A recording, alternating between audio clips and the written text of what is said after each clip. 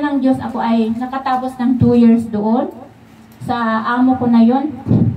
Nung naranasan ko po doon ng sa maiksing kwento, nasampal ako noon, binato ako niya nung madam ko na yun, binato niya ako ng isang balot ng kamatis na frozen. Tapos ayaw niya na ako ay kumakain. Minsan naranasan ko doon na hindi ako kumakain sa dinner. Ang ginagawa ko, kinakain ko yung biskwit ng kanyang mga anak ng patago. Kasi siyempre nagugutom po ako sa gabi. Tapos ano po, pag ako nagtitimpla ng gatas ng anak niya, nagtitimpla din po ako ng patago at iniinom ko. Yun po yung dinner ko sa gabi. Kasi isang beses lang po ako pinapakain. Tanghalian lang talaga.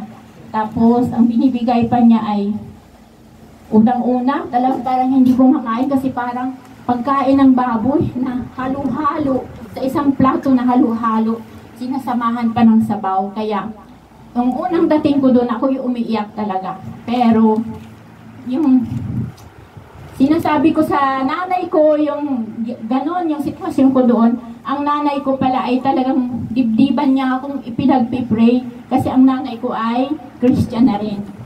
Lagi niya ako pinapanalangin. Kaya minsan may time na yung amo ko medyo mabait sa akin. Hindi siya nagbubulyaw, medyo mabait siya sa akin. Hanggang sa ganon, nung medyo katagalan na, parang bumait siya sa akin, pero hindi na talaga ako bumalik. Nung ako'y nag-alis na doon ng after 2 years, umuwi ako dito sa Pilipinas at ako naman ay nag-apply ng panibagong amo. At doon na sa pangalawa kong amo, napakabait po. Napakabait. Kasi pinagpipray ko talaga